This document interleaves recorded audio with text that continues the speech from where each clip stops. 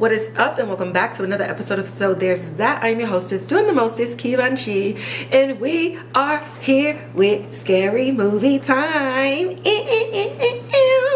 So we are here today to discuss the film Salem's Lot. Okay, now, if you're not a fan of Stephen King or horror, obviously, I would think that you've been living under a rock, because Salem's Lot is based on a book by Stephen King that was written in 1975.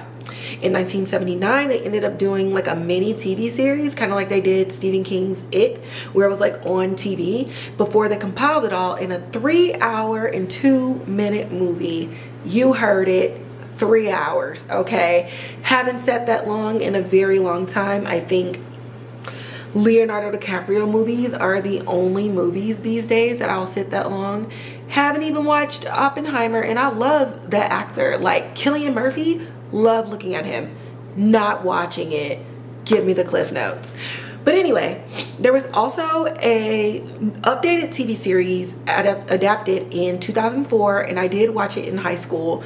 I read the book so long ago, but after watching this film, I went back and watched the 1979 version, which I did see as a kid growing up or whatever, just to kind of like refresh my memory and to dive into some of the similarities and some of the major differences that makes the 2024 version something that you would actually want to watch, and just give y'all some insight and some highlight into how they updated it and upgraded it while still sticking to the premise of the story, the book, the movies, everything like that. So without further ado, let's get into it. So again, y'all know with some of the episodes, I be priding myself on being prepared, but I missed someone in the cast. And so let's go over the cast members right now, since I missed it.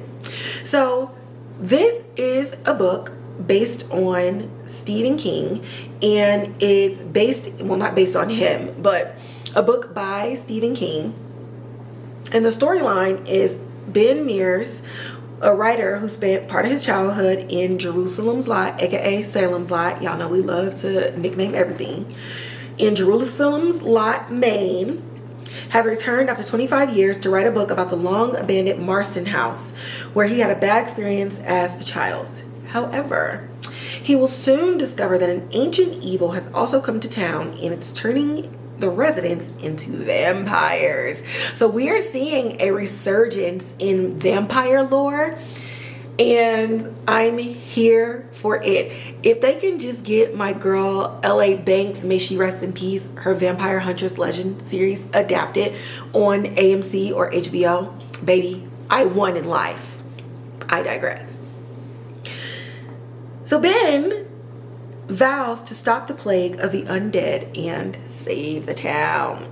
So like I said, if you've already read the book, if you've seen the movie back in the day, this is really not like a spoiler or anything. And so because the information is kind of already out there, I'm not going to focus too much on recapping it play by play. So much as really focusing on the cinematic differences and just some of the things that were really surprising and refreshing. And again, why would you watch it now?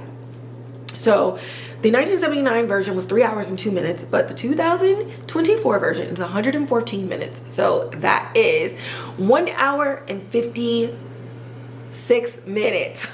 Math. 1 hour and 56 minutes. So under 2 hours, but it doesn't feel long and it doesn't feel rushed. So I definitely think lengthwise they did a really good job.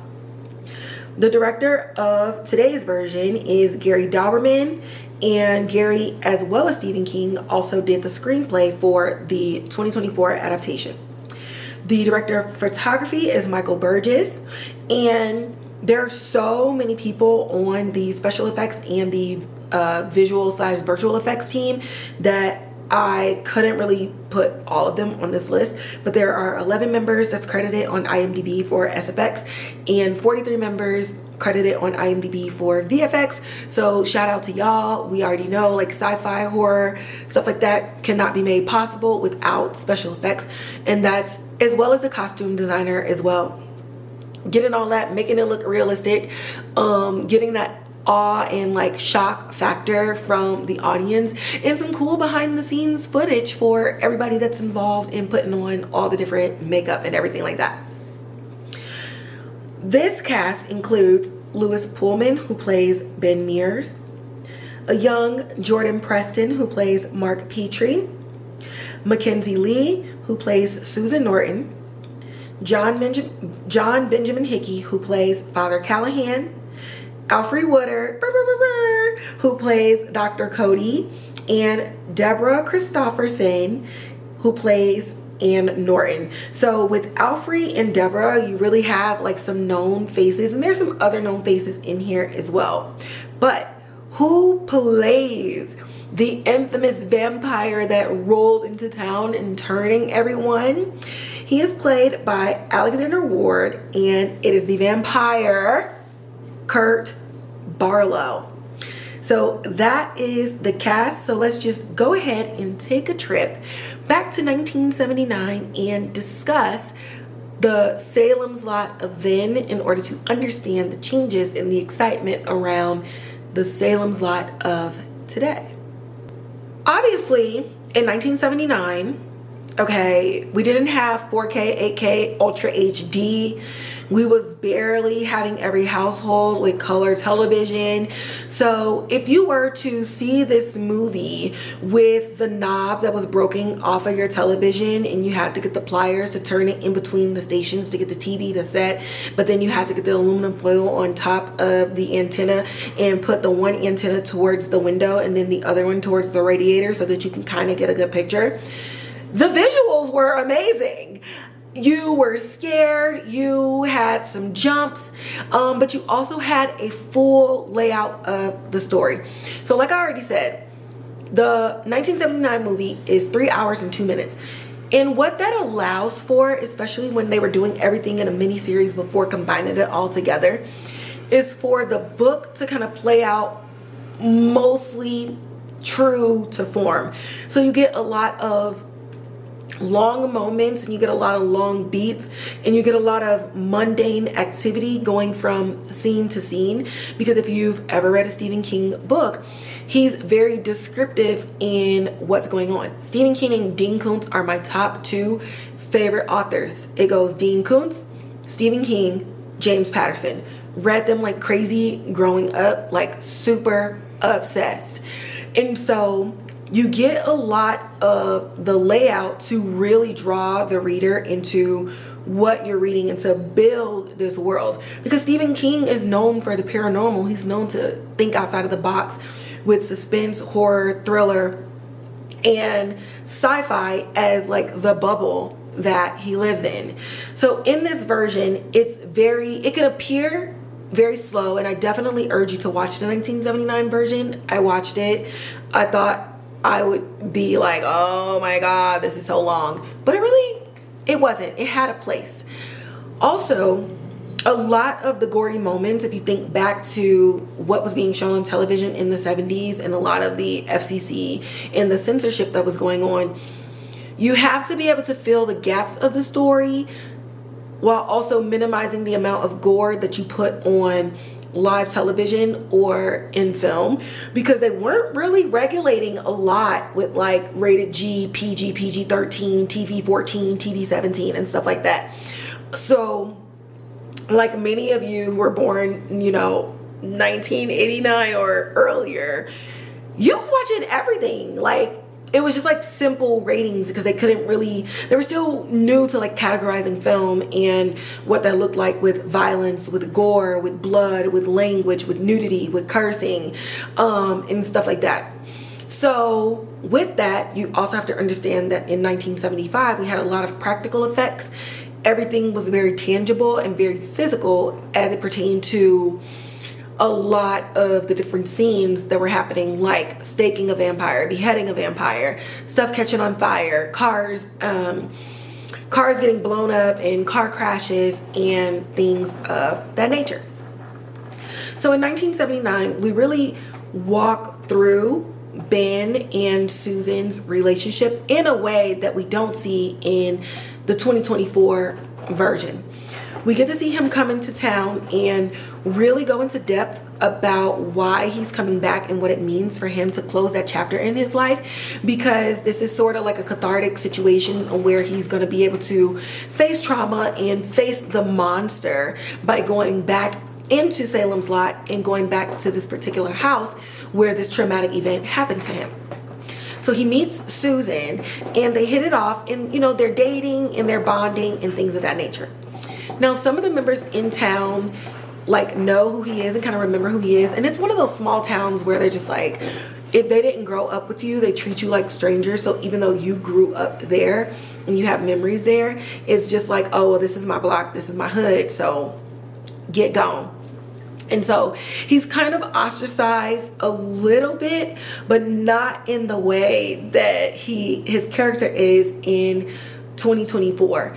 So in 1979, I feel that they did a really good job at laying out the background, the scenery, where we are, and really kind of diving into who the characters are and what they mean to each other, and more importantly, what they mean to the audience members. Between both movies, I will say the vampire Barlow, the look is the same. So that same monster, if you Google the 1979 version, that same monster, that weird bluish hue, bald head, super veiny everywhere, a whole bunch of teeth and everything like that is still the same. And one of the things that's the same and that's super campy and super cheesy, but I just love, is the fact that the vampire's eyes glow in the dark. So Barlow is here and he has an overseer who is a human who basically helps protect him and feed him people in the town. So Barlow goes from town to town feeding on them and basically killing everyone while also collecting and turning everybody into vampires. So that lore that we know, biting and turning and doing stuff like that. Now we know that vampire lore has come a long way over time. We've gone from if you just get bitten, you turn. We've gone to if you kill the vampire that made all the others, and all the others die because the blood line is killed, to you can drain someone to near death and then feed them the blood, and that's how they turn, and then you bury them in the earth. So all these different things. So this is very much at the beginning of vampire lore on mainstream television. So the 2024 version really honored that story and didn't detract from that original story that kind of catapulted vampirism into Hollywood in a major way, in my opinion.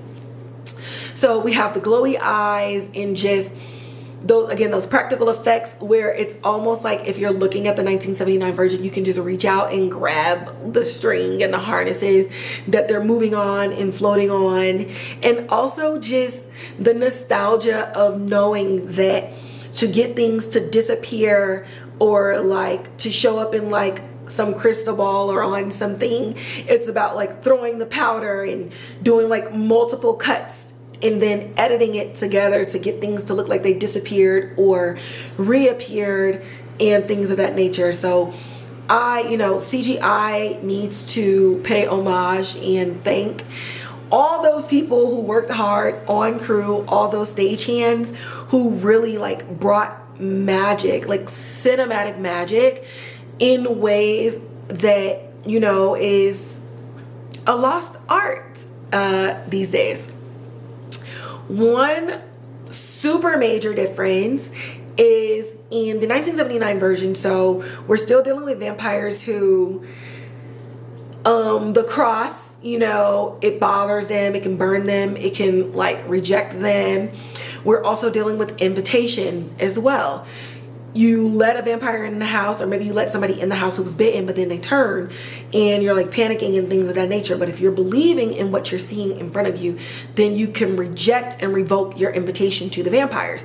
Y'all know, like in the Vampire Diaries, you know, can I come in? Can I come in? Can you let me in? And once that invitation comes, it's like a free-for-all. But in that lore, if you really dive deep into it, you can revoke that from the vampire by simply speaking and saying the vampire's name, kind of like when exorcising a demon. So you'll say that vampire's name, and then I revoke my invitation, and then they go flying out of the nearest door or the nearest exit to get them out of that space that's sanctioned as your own, or sanctioned in like a holy ground. So like a church, or like if you do like the salt and, you know, pray over it and stuff like that.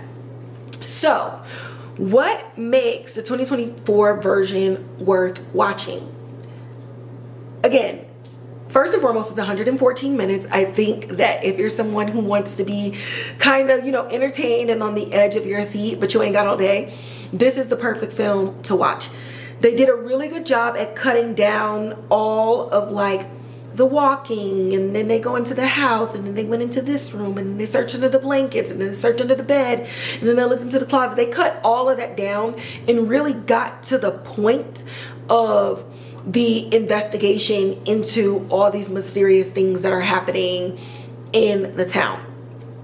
Another thing that I think they did really well, and shout out to the actor that plays young Mark, is that they really had a lot of scenes that happened with him and his friends who ended up getting snatched and taken by Barlow and his overseer, is that they had him in situations and experienced certain situations that foreshadowed skills that would later come in handy when he's faced with the monster himself.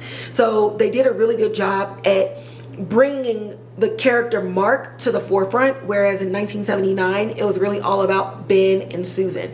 In this version, you have this child actor surrounded by the likes of Alfre Woodard and other adult actors, and he's literally like leading and is like a leading young man in this ensemble. So 2024 really connects with the imagination and the belief around the child versus the skepticism around adults back in 1979. And so because we're centering it around the child being very imaginative, and you know, when you're a kid, you read it and you believe it and you're researching and you're with your friends and you're looking for evidence and you're looking for proof, we then have this group of adults who are like faced with this 12-year-old that's being like, all right, bet, don't believe me or believe me, I don't care, but I got my crosses, I got my Bible, I'm prayed up, I got my holy water, I got my stakes, I got all of my research, I got a kill list, do what you will. And so because he's so fearless in wanting to save his friends, they have no choice but to truly investigate the mysterious disappearances and the deaths in the town. So because of that, a lot of time that ended up getting saved in the 2024 version is that the adults were like, oh, fuck no, the corpses are disappearing, they're coming back to life, hell no, kid, give me all the information that you got on vampires, like we're all about to get educated. So we bypass the, no, Mark, are you sure it's not just one of your imaginary friends? Is it a nightmare? You know, you watch a lot of, we bypass all the bullshit and we finally get a group of people that believe kids. And y'all know how it is in the real world. You know, when kids bring stuff up, yes, they may embellish and they may do things and they may rename things in order to mask their trauma to make it palatable to them, like we all do. They just put it up front like, okay, things are happening that is weird and it's inexplicable. And it's happening in front of my face. And so us as the adult, we're not going to just be like, oh, well, that was a fluke, or no, I'm not seeing what I'm seeing with my eyes, and no, it's make-believe, and no, like they did in 1979. It took them so long for the adults to just get on board and be like, vampires exist. Versus now, Mark is like, vampires exist. Do what you will with that information. I'm going to save my friends. And because he's a child and because other adults are like missing in town, they immediately believe him. So that honestly takes off like an hour from the 1979 version. Another thing that I really love about the 2024 version is that yes, we are seeing this in, you know, 8K, Ultra HD, IMAX, you know, megapixels, OLED, Olaplex, all types of stuff. It still felt very 70s wood panel wall and puce drapery. Like, I could see that whatever camera that they were using, they were able to fuse the elements that thrust you back in time while keeping the story current, fresh, and refreshing with current lingo, current dialogue, and situations that would happen in 2024, but the 2024 in a small town that's kind of still like off the grid and off the map. And if you've ever been to like the Northeast, you can literally find like all of these places. Like, yeah, it's the year 2024, almost 2025, but you go there and it's like, okay, they're in the year 1984. You know what I mean? So visually, you're pulled into Stephen King's book and you're pulled into Stephen King's world, and that is like super fascinating that they were able to capture that and keep it up to date. Obviously Stephen King helped write the screenplay for this, so duh. But you know, a lot of people can't adapt with the times and they can't adapt to a new audience, and I felt like this was such a seamless adaptation to a new audience while bringing the people who are the book lovers and who watched the series in 2004 and who watched the original movie and miniseries back in the day. They will still watch this. So this is a generational horror film at this point, and it was just really smart to keep him involved, and Stephen King's always involved in all of his stuff, but visually with the DP, it was like the perfect blend of what I was seeing. Also, because we now have the relationship between Mark and Ben, the relationship between Ben and Susan was no longer like the highlight the way that it was in 1979. It was literally like all of them, like damn near the whole movie. But here, it almost feels like Ben's connection to Susan is like, dude, you just met her, like how are you so deeply in love? So that part I can see was a little bit sacrificed for the connection and the relationship between Ben and Mark. But honestly, like, it's a vampire movie, the town gets taken over by vampires, she's expendable, so it's like, it is what it is.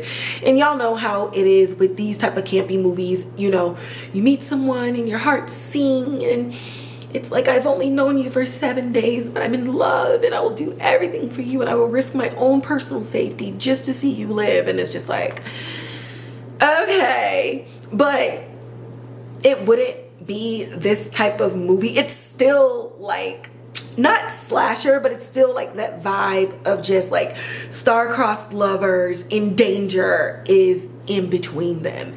And so that part kind of got sacrificed, but honestly, like, it is what it is, because the young actor that plays Mark did such a phenomenal job at really making this, I won't say it's a kid's movie, but it's definitely like empowering and motivating to a kid, and a kid with imagination, and a kid who likes horror. Like, a lot of kids love this type of stuff and they build their own worlds, and they, you know, they become the Stephen Kings and the Dean Koontz of the world, creating the same things that we're gonna know, love, watch, and, you know, review like I'm doing right now. So really love that. Overall, I would have to say that I would give this film an 8 out of 10. And the reason it's not a 10 is honestly, it probably could have been a little bit longer. I think we could have did really well with 2 hours and 19 minutes of footage. to really hit on some of those fight scenes and some of the scenes where they're turning. It does seem like they wanted to keep the elements of like that FCC rule from the 70s. So you kind of see the attacks and you kind of see certain things, but the focus was more so on the camaraderie, the relationship, and how to expel this vampire from the town, more than, you know, seeing the gore and the transformation and the things like that. Which, I mean, we have other vampire shows where we get to see all that. We have other vampire movies where we get to see all that. But it stays at an 8.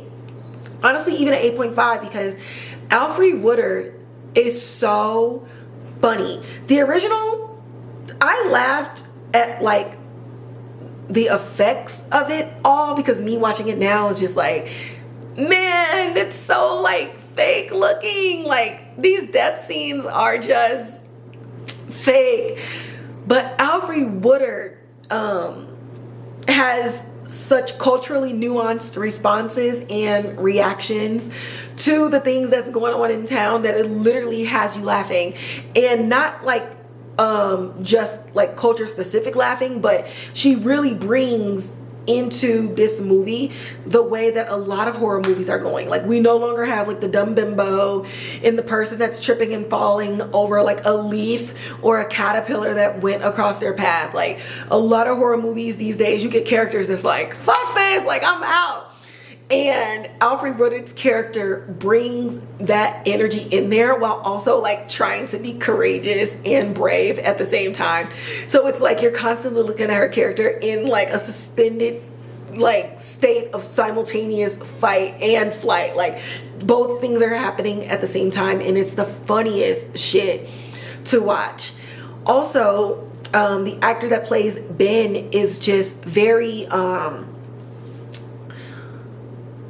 I don't know, like he has a lot of energy. The actor brought a lot of energy and a youthfulness to his adult character. The characters in 1975 were a lot older, and honestly, like, actors back then were just like old, you know, like the entire cast of Grease, we're supposed to believe that they're in high school, but all of them are like 30 to 40 years old.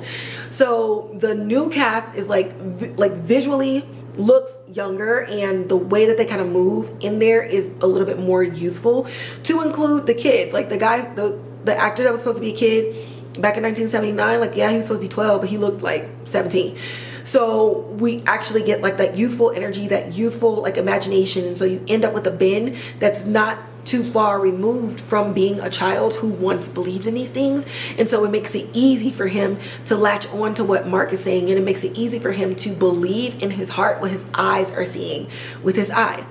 And we still get the glow, we still get like that whole energy that we got in there, again, that just makes it campy, and that just really connects you to the past while you're watching the current movie. So yeah, there's that. I literally did all of that in one take, bro. Breath control is on 100,000 million. But no, genuinely, I really enjoyed the movie. It's spooky season. I'm gonna be putting more horror movies in here anyway. So what a perfect way to start off spooky month than to have the first horror film on my podcast for this month be Salem's Lot. I do want to go back and watch the series, and I'm eventually going to read the book by the end of the year. Like, I just want to get back into the reading, and I just love, like I said, I love horror. I watch it all year round. But October is just like day in, day out, scare me, make my heart stop, make me scream, make me like bite my teeth like a SpongeBob gif. It's super duper exciting. So, you know, look forward to more horror film reviews because they're coming. And, you know, if you're somebody that doesn't really like horror, I hope that I'm able to present the information in a way that kind of like, you know, relaxes you a little bit and makes you feel safe and welcome, as if I'm holding your hand while you go ahead and push play on a Saturday morning at 8 a.m. so that way you can have all day to like cleanse it from your system with cartoons and, you know, I don't know, Scandal. But that is going to wrap up today's episode. Go and check out Salem's Lot, HBO Max, 3 October today. Watch it again and again. Tell a friend and then keep on watching it. And also, if you like this video, go ahead and like, share, subscribe, hit the notification bell, leave a comment in the comment box below. For all of my listeners on Spotify and Apple Podcasts, go ahead and make sure you hit the follow button and leave some comments, leave some reviews for your girl.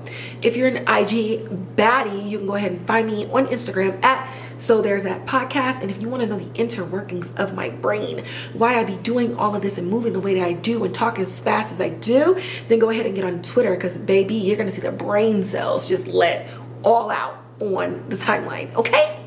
Okay. And I will catch y'all in the next video, in the next episode.